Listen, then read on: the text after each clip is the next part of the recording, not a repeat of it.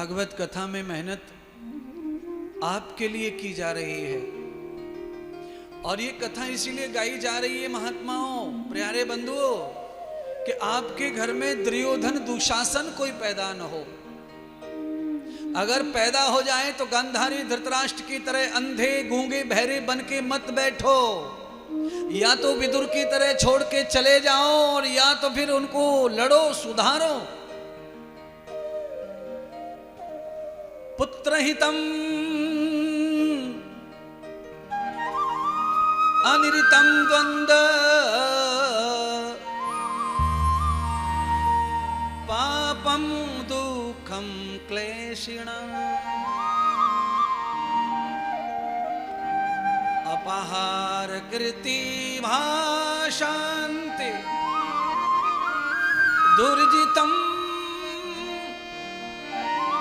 दुःखवर्धना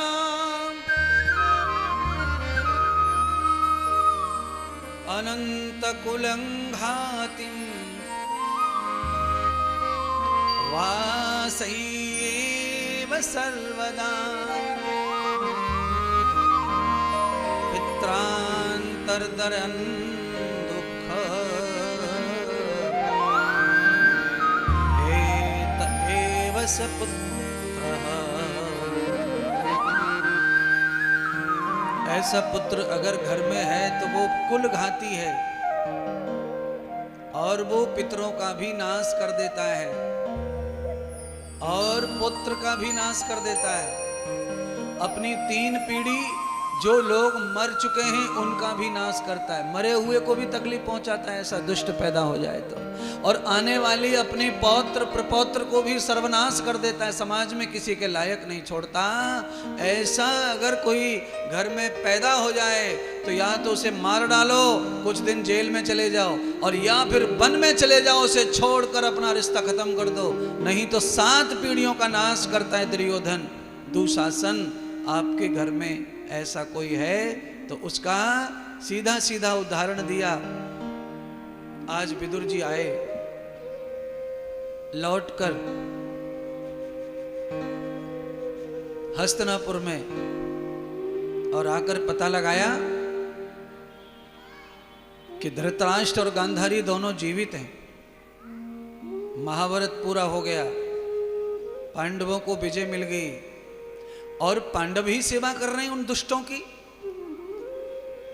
विदुर जी क्रोधित हो गए और गांधारी धृतराष्ट्र को जितना चाहे उतना सुना डाला। गांधारी रोने लगी, धृतराष्ट्र भी रोने लगे।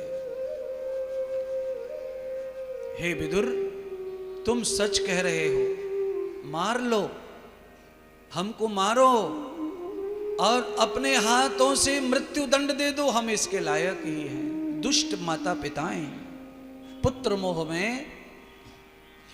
मोह में अंधे हो गए, आंखों से अंधा हो गया और ममता से अंधा हो गया। गांधारी आंखों वाली होकर पट्टी बांध ली मोह में। इसीलिए विदुर, तुम मेरे भ्राता हो, मुझे तुम मार डालो, मैं जीना नहीं चाहता।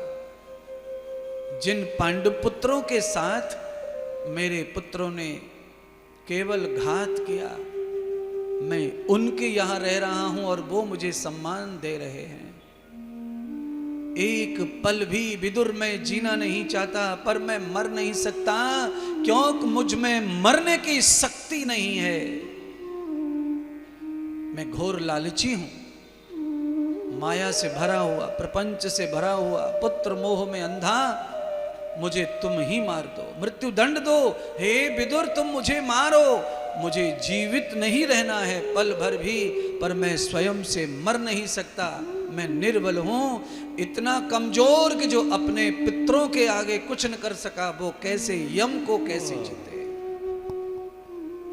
हे विदुर, अब तुम ही कोई मार्ग बताओ, हम क्या करें, कहां जाएं।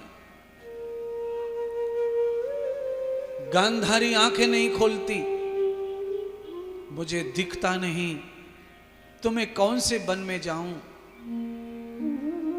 एक क्षण भी जीने का मन नहीं है। इसलिए हे विदुर, मेरे ऊपर कृपा करो, मेरे ऊपर दया करो, या तो मुझे मृत्यु दंड दे दो या तो मुझे किसी जंगल में प्रयाण करा दो।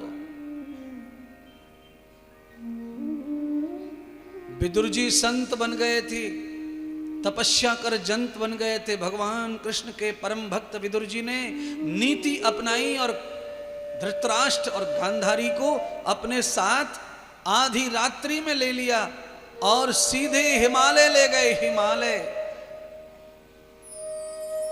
गंगा के तट पर ले गए और वहां जाकर के विदुर जी ने गांधारी और धृतराष्ट्र को एक अज्ञात वन में अपने साथ ले जाकर बिठा दिया।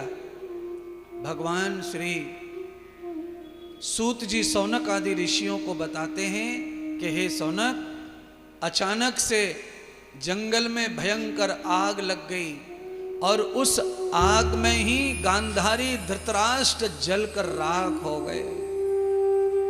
बंधुओं, अचानक आग लग जाए और वहां कोई मर जाए